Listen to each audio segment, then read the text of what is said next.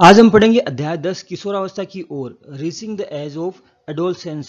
ये कक्षा 8 विज्ञान विषय का टॉपिक है जिसमें हम हार्मोनल चेंज के बारे में पढ़ेंगे और किशोरावस्था में होने वाले पुरुषों और महिलाओं में होने वाले परिवर्तनों के बारे में पढ़ेंगे।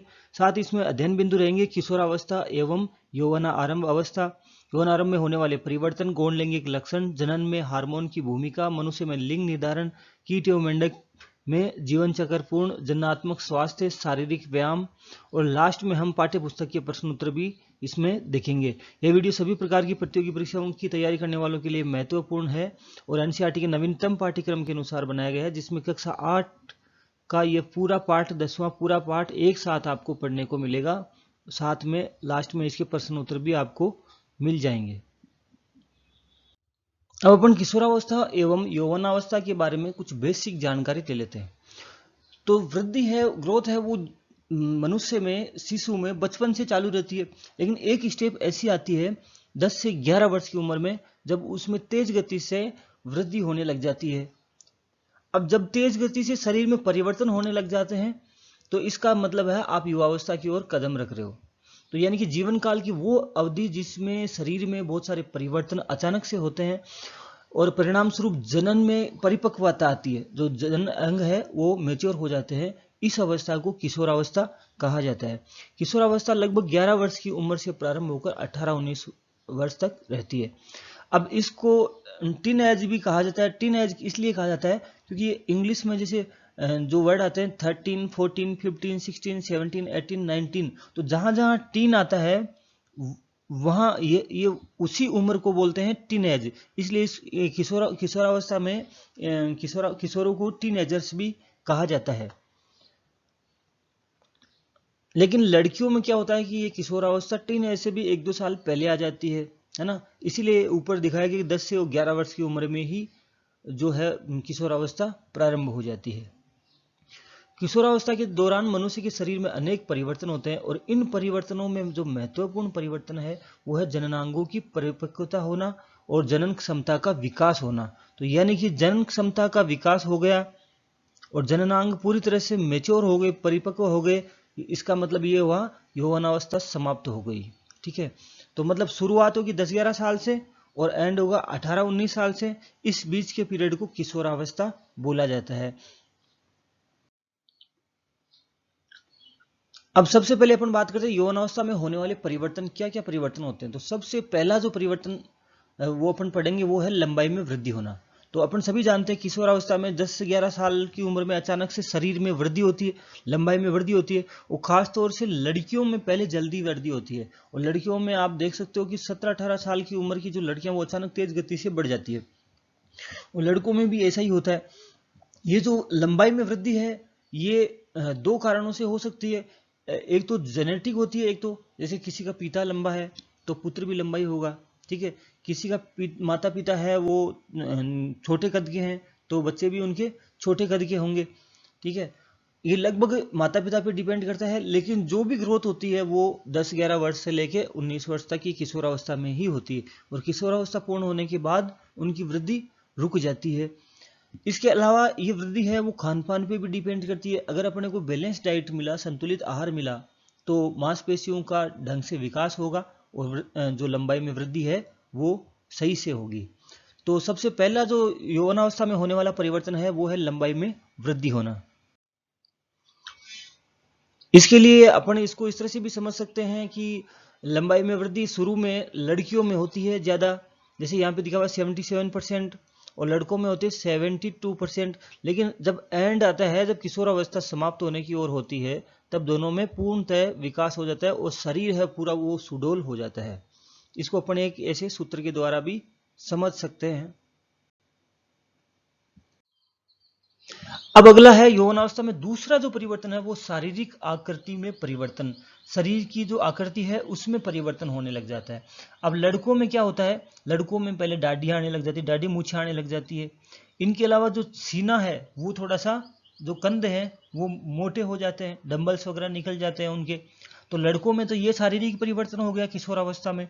और लड़कियों में क्या होता है, लड़कियों में कमर थोड़ी सी पतली हो जाती है और कमर के नीचे का हिस्सा है वो चौड़ा हो जाता है। चौड़ा क्यों होता है? क्योंकि इसमें क्या, इस अवस्था में क्या होता है, जननांगों का विकास होता है। अंडाशय है, गर्भाशय है, अंडवाहिनी है, उनका क्या विकास होता है, जिसकी वजह से नीचे का हिस्सा थोड़ा चौड़ा हो जाता है।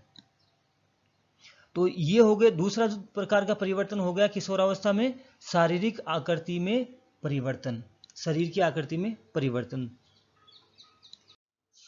तीसरा जो यौवनावस्था में परिवर्तन होने वाला है वो है स्वर यंत्र में परिवर्तन।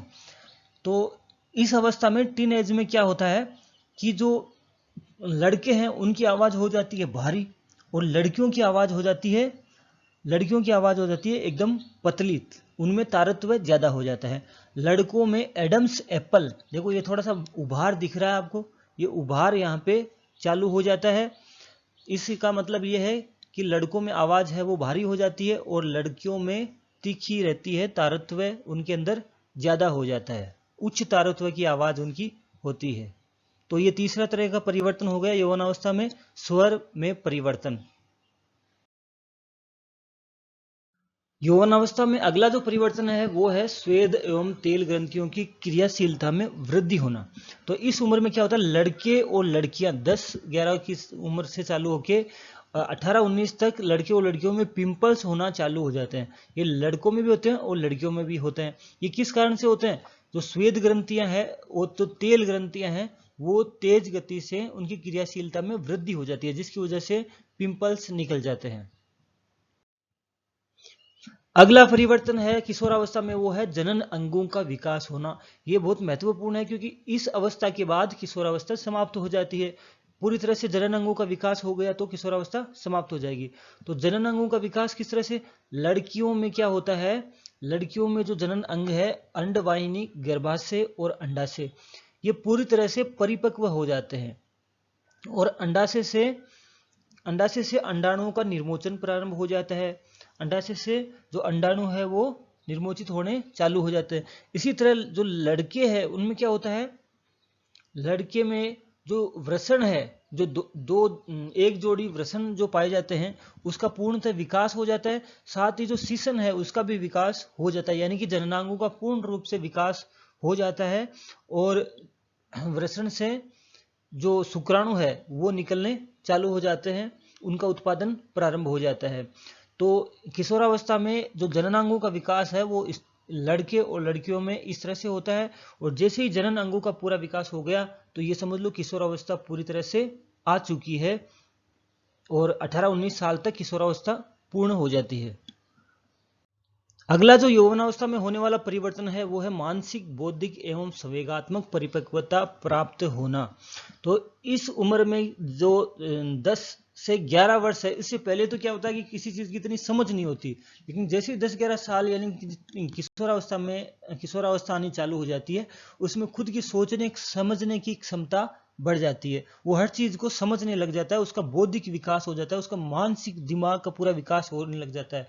उसको पता चलने लग जाता है कि क्या सही है, क्या गलत है, किसे दोस्ती करनी है, किसे नहीं करनी है, हर चीज की उसको समझ होने लग जाती है। साथ ही जो संवेग है, जैसे प्यार करना, घृणा करना, है ना, किसी से ईर्ष्या रखना, ये सब भी इस अवस्था में पूरी तरह से चालू हो जाते हैं। इनको बोलते हैं संवेग।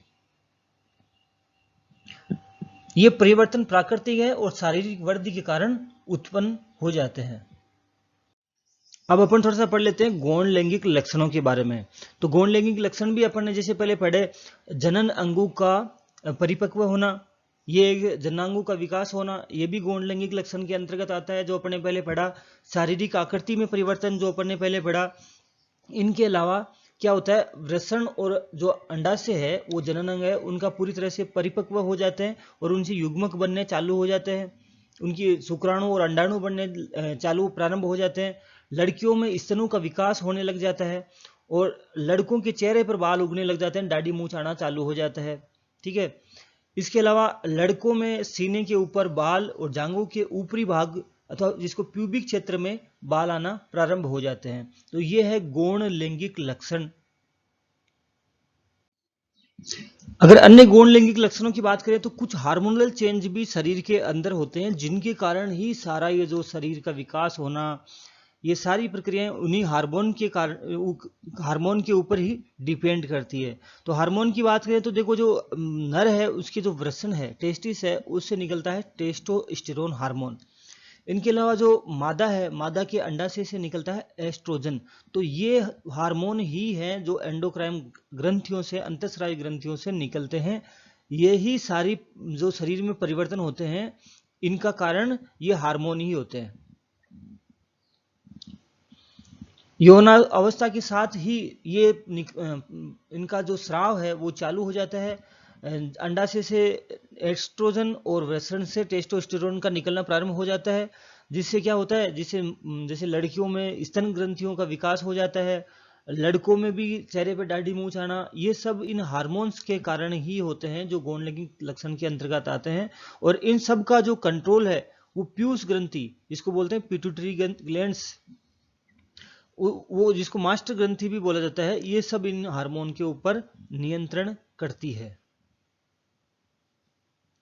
जनन प्रक्रिया प्रारंभ करने में हार्मोन की भूमिका, तो अपन ने पढ़ा था कि जो नर है उसके वृषण से क्या निकलता है, टेस्टोस्टेरोन, और मादा के जो अंडाशय है उसे एस्ट्रोजन निकलता है। तो यही जन्म हार्मोन है, ये क्या करते हैं, पीयूष ग्रंथि से स्रावित जननांगों को टेस्टोस्टेरोन और एस्ट्रोजन स्रावित करने के लिए उद्दीपित करता है ना। तो मतलब ये जब स्रावित होते हैं दोनों, तो जनन की क्रिया प्रारंभ होती है और रुधिर प्रवाह में स्रावित किया जाता है और शरीर के विभिन्न भागों तक ये पहुंचाया जाता है, जिसी से पूरा यौवनावस्था में जो शरीर का परिवर्तन होते हैं वो सारे परिवर्तन इसी से होते हैं। तो जनन प्रारंभ करने के लिए ये दो इंपॉर्टेंट हार्मोन है, इसी के कारण जो शुक्राणु बनते हैं, इसी के कारण अंडाणु बनते हैं, इसी के कारण शरीर का विकास होता है। कौन कौन से, टेस्टोस्टेरोन और एस्ट्रोजन। मैं ये बार बार इसलिए बता रहा हूँ क्योंकि इंपॉर्टेंट है, आपको याद हो जाए।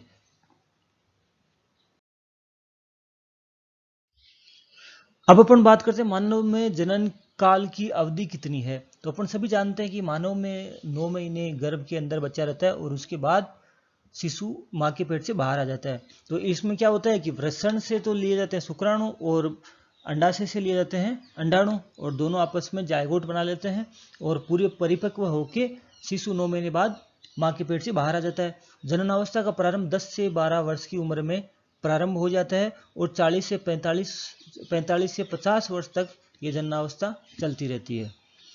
अब इस अवधि के दौरान क्या होता है, अंडाणु का निषेचन नहीं हो पाता है और हर महीने के महीने फिर वो अंडाणु जब तक निषेचित नहीं होगा, गर्भ धारण नहीं होगा, तब तक क्या होगा, वो सारा का सारा बह के सारा बाहर आ जाएगा, खून के रूप में, खून के साथ में वो बाहर आ जाएगा। इसको बोलते हैं ऋतुस्राव या रजोधर्म, या अपन साधारण भाषा में बोले तो पीरियड्स इनको बोलते हैं। जब पहला पीरियड आता है तो क्या होता है, पहले पीरियड को बोलते हैं रजोदर्शन, और ये 45 से 50 साल की उम्र तक आता है। तो लास्ट जो पीरियड होता है उसको बोलते हैं रजो निर्वृत्ति, है ना। और शुरुआत में ये हर जो है 28 से 30 दिन में एक बार आता है। प्रारंभ में ये हो सकता है अनियमित हो, लेकिन बाद में ये नियमित 28 से 30 दिन के बाद आना चालू हो जाता है।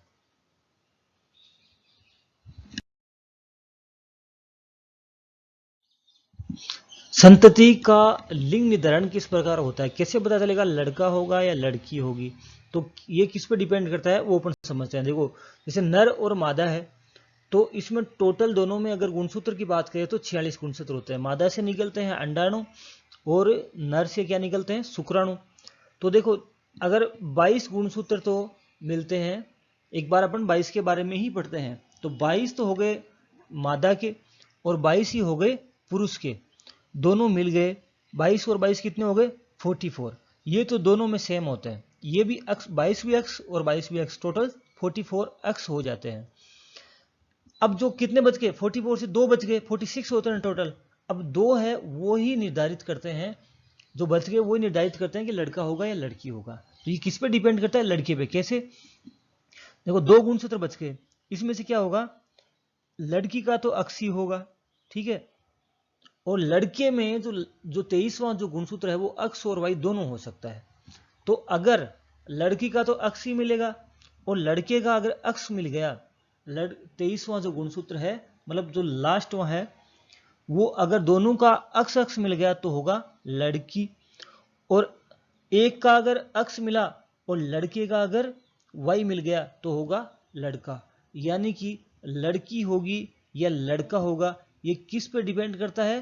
पुरुष के गुणसूत्र पे डिपेंड करता है, जो कि वाई गुणसूत्र होता है। अगर 23वां गुणसूत्र अगर वाई हुआ तो क्या होगा? लड़का होगा। ठीक है, ये सारा का सारा इस वाई गुणसूत्र पे निर्भर करता है, जो कि पुरुष द्वारा स्रावित होता है। तो ये इसकी प्रक्रिया हो गई। तो अपन अच्छे से समझ सकते हैं कि लड़का होगा कि लड़की होगी, ये सारा का सारा एक्स और वाई गुणसूत्र पे डिपेंड करता है।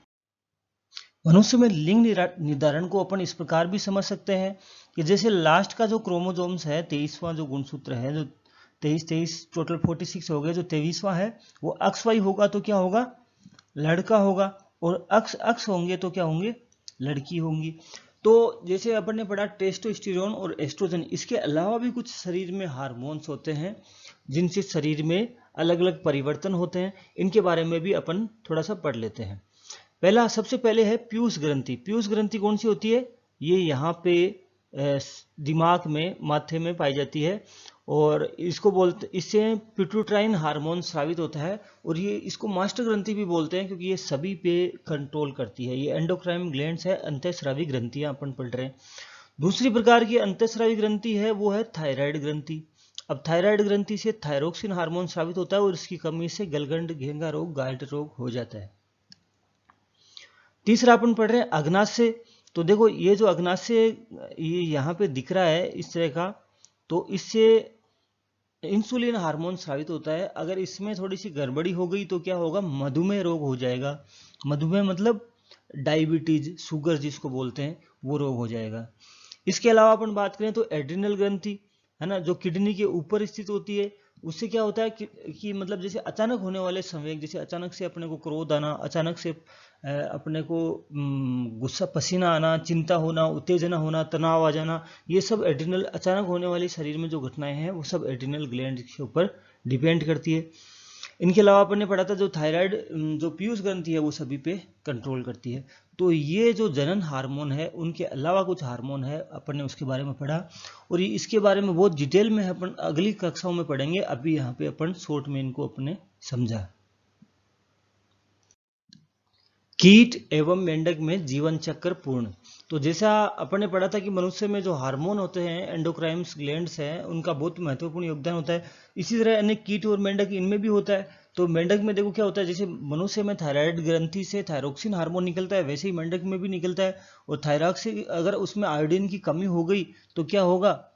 यदि जल के अंदर टेडपोल वृद्धि कर रहे हैं और पर्याप्त मात्रा में आयोडीन नहीं है, पर्याप्त मात्रा में आयोडीन नहीं मिल रहा है, तो क्या होगा? जो मेंढक के अंडे हैं वो परिवर्धित नहीं हो पाएंगे। और आप अपन सभी जानते हैं कि व्यक्ति में अगर आयोडीन की कमी हो रही है तो कौन सा रोग हो जाता है? घेंगा रोग। इसके 3 नाम है, एक तो गाइटर बोलते हैं इसको, और इसका गलगंड भी बोलते हैं और घेंगा रोग भी बोलते हैं। ये आयोडीन की कमी से होता है। अब अपन बात करें जननात्मक स्वास्थ्य। तो जननात्मक रूप से स्वस्थ होना भी जरूरी है। इसके लिए क्या करें?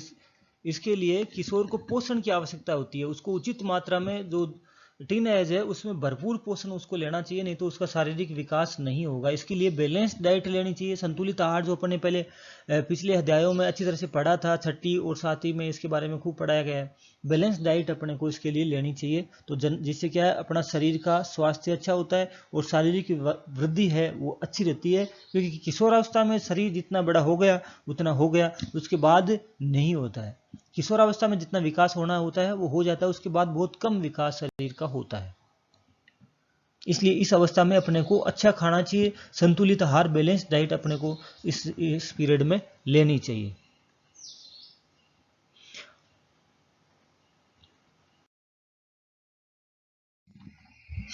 अब अपन बात करते हैं व्यक्तिगत स्वच्छता। तो इस कंडीशन में, जैसे मैंने आपको पहले बताया था कि स्वेद ग्रंथियों में अधिक स्राव होता है, जिसकी वजह से शरीर में बदबू भी आती है और हो सकता है इन्फेक्शन भी हो जाए, क्योंकि पूरे शरीर में जो भयंकर चेंज होते हैं, स्वेद ग्रंथियों के द्वारा स्राव होता है, उसकी वजह से इन्फेक्शन का खतरा भी रहता है, जीवाणु के संक्रमण का खतरा भी रहता है। तो ऐसी कंडीशन में अपने को व्यक्तिगत साफ सफाई रखनी बहुत जरूरी है। डेली अपने को स्नान करना चाहिए। साथ ही लड़कियों में, जैसे अपन ने पढ़ा था कि पीरियड्स आते हैं, तो हर महीने के महीने पीरियड्स आते हैं, तो उस पीरियड्स के दौरान नैपकिन का बार बार यूज करें। अगर एक खराब हो गई दूसरा यूज करें। तो इस तरह से अपन व्यक्तिगत स्वच्छता रख के किशोरावस्था में कुछ सावधानियां रख के कुछ बीमारियां हैं उनसे भी बच सकते हैं, और ये चीजें अपने को किशोरावस्था में ध्यान में रखनी चाहिए। शारीरिक व्यायाम, इसके अलावा अपने को बढ़िया शारीरिक व्यायाम भी करना चाहिए, टहलना, इधर उधर टहलना, खेलना कूदना, ये सारे शारीरिक स्वास्थ्य के लिए ये इंपॉर्टेंट चीज़ें हैं। और इसके अलावा कुछ मिथ्या धारणा भी है जो आप इनको दूर कर सकते हो, क्योंकि आप सारी बातें समझ गए हो कि किशोरावस्था में क्या क्या होता है, तो इन सारी धारणाओं को आप अच्छे से समझ लिया तो आप किसी भी प्रकार के अंधविश्वास में नहीं पड़े। इसीलिए आपको ये पाठ इस 8वीं क्लास में पढ़ाया जाता है, क्योंकि आपके जो किशोरावस्था में अलग अलग प्रकार की भ्रांतियां हैं, वो भ्रांतियां आपके दिमाग से निकले, यही मकसद है इस पाठ को पूरे को पढ़ाने का। इसके अलावा जो नशीली दवाइयां हैं वो किशोरावस्था में बिल्कुल नहीं लेनी चाहिए, क्योंकि किशोरावस्था वैसे भी कहा जाता है कि दबाव और तूफान का काल है ना। तो इसमें बहुत ज़्यादा तनाव रहता है, क्योंकि एक तो तेज गति से विकास होता है शरीर में, तो एक जुनून होता है, जोश होता है अलग ही तरह का, क्योंकि शारीरिक परिवर्तन भी होते हैं, मानसिक परिवर्तन भी होते हैं, और साथ में ऐसे भी रहता है कि कैसे मैं कोई जॉब सेट करूं, कैसे धंधा सेट करूं, कैसे मेरी शादी होगी, ऐसी बहुत तरह की किशोरावस्था में टेंशन चलती है। तो इसमें क्या होता है कि बहुत सारे लोग मानसिक रूप से परेशान होकर ड्रग्स की आदत ले लेते हैं, नशा, तंबाकू, बीड़ी, सिगरेट ये पकड़ लेते हैं। तो मेरा व्यक्तिगत यही कहना है कि किसी भी प्रकार की किशोरावस्था में कोई भी बुरी आदत गलती से भी नहीं पकड़ें। कई बार ऐसा होता है कि लोग थोड़ी सी ले लेते हैं, इससे क्या होगा, थोड़ा सा ये जर्दा खा लेते हैं, गुटखा खा लेते हैं, तंबाकू खा लेते हैं, इससे क्या होगा, बाद में वही चीज़ें जाके आदत बन जाती है। तो आप एक चीज़ नोट कर लेना, जिस व्यक्ति ने किशोरावस्था में कुछ नहीं खाया वो आगे कुछ नहीं खाता है। किशोरावस्था में उसने शराब का नशा नहीं किया तो वो आगे कभी नहीं करता है। ये सारी की सारी जो बीमारी है वो यहीं पे चालू होती है। और ऐसा आप घर परिवार समाज में देख सकते हो कि जो बचपन में जो इस किशोरावस्था में खाने लग जाते हैं वही चीज़ फिर आगे चलती रहती है। अगर इस कंडीशन में नहीं खाया तो आगे बहुत कम संभावना है कि वो आदमी आके खाएगा। तो ऐसे किसी भी प्रकार के ड्रग्स वगैरह का इस्तेमाल नहीं करें। और स्पेशली जो कुछ ऐसे ड्रग्स के रोगी होते हैं जो कि क्या करते हैं कि इंजेक्शन से भी कई बार नशा करते हैं, जैसे पंजाब वगैरह है उनमें ड्रग्स का कारोबार बहुत ज़्यादा बढ़ गया था एक टाइम पे। तो ऐसी कंडीशन में बार बार इंजेक्शन लगाया जाता है, तो इंजेक्शन भी हो सकता है इफेक्टिव हो, तो उससे HIV वायरस भी हो सकता है। तो किसी भी हालत में करने का मतलब है किसी भी प्रकार के नशे की आदत हमने किशोरावस्था में नहीं डालनी है, किसी के भी कहने से अपने को किशोरावस्था में नहीं डालनी है, नहीं तो अपना जो शारीरिक विकास है उसमें बाधा पहुंच जाएगी और जो अपना जो शरीर का सही से विकास नहीं हो पाएगा। अब अपन बात करते हैं गर्भ धारण की। तो जैसा कि अपने को सभी को पता है कि भारत सरकार ने लड़के और लड़कियों की जो विवाह की उम्र है वो निर्धारित कर रखी है। लड़कियों की उम्र है 18 वर्ष और लड़कों की उम्र है 21 वर्ष। इससे पहले शादी नहीं करनी चाहिए, ये बाल विवाह के अंतर्गत आता है, अपन सभी जानते हैं। अब अपन ने इस पार्ट में पढ़ा क्यों नहीं करनी चाहिए, क्यों नहीं करनी, इसलिए नहीं करनी चाहिए क्योंकि इसमें क्या है, इस अवस्था में जननांगों का विकास हो रहा होता है। जननांगों का विकास पूर्ण रूप से नहीं होता है। अब अगर जनन अंगों का विकास ही नहीं हुआ और अपनी शादी हो गई, कल को माँ बनने की नौबत आई तो क्या होगा, ऐसी कंडीशन में वो गर्भ धारण अगर करने की कंडीशन आई तो क्या होगा, शरीर मैच्योर ही नहीं होता है, शरीर का विकास ही नहीं होता है। तो शरीर का विकास नहीं होगा और गर्भ धारण हो जाएगा तो क्या होगा, शारीरिक और मानसिक रूप से काफ़ी परेशानियों का सामना करना पड़ता है, मानसिक पीड़ा का सामना करना पड़ता है, शारीरिक पीड़ा का सामना करना पड़ता है। इसलिए 18 और 21 वर्ष, 18 लड़कियां और 21 लड़के, इस उम्र से पहले किसी भी हालत में किसी भी हालत में विवाह नहीं करना चाहिए, बाल विवाह बिल्कुल नहीं करना चाहिए। और हो सके तो आज के इस टेक्निकल युग में सबसे पहले जब लड़का लड़की पाँव पे खड़े हो जाएं, कुछ कमाने लायक हो जाएं, तभी उनकी शादी करनी चाहिए। नहीं तो फिर वो उम्र भर वो उसी में लगे रहते हैं, ठीक से पनप नहीं पाते हैं, उनके अलग अलग तरह की चिंताएं दिमाग में आती रहती है, उनका घर ठीक से चल नहीं पाता है, बच्चों की जिम्मेदारियां आ जाती है। तो हो सके तो जब एक तरह से कमाने लायक हो जाए तो ही मतलब लड़के लड़कियों की शादी होनी चाहिए। और अगर कानून की बात करें तो 18 वर्ष लड़कियों के लिए और लड़कों के लिए 21 वर्ष की उम्र निर्धारित है। इनके अलावा ये कुछ पाठ्य पुस्तक के प्रश्न हैं किशोरावस्था की परिभाषा दीजिए। जिनके आंसर यहाँ पे लिखे हुए हैं आप इनको उतार सकते हो, या फिर नीचे मैं डिस्क्रिप्शन में PDF उपलब्ध करवा दूंगा, वहां से आप इसको नोट्स को प्राप्त कर सकते हो।